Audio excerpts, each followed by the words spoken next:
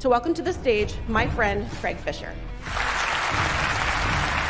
He's one of the key innovators in the space globally. Craig Fisher is Director of Talent Marketing. With tens of millions of Americans unemployed right now, personal branding and telling your story has never been more important, especially for job seekers. To talk about that, an expert, Craig Fisher. He is the founder of TalentNet and a personal branding expert. Thank you for being on the show. Yes, we have cool tools. Yes, we have automation. Yes, we should use these things to take non-recruiting tasks off of a recruiter's desk and help us to have better relationships. But we can't forget, while we're using technology, that we have to keep the human touch in human resources.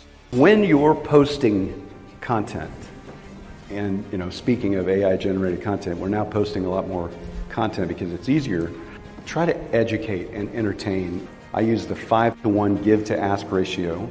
It tells you that if you give more than you ask in any relationship, that relationship is better and lasts longer and is stronger.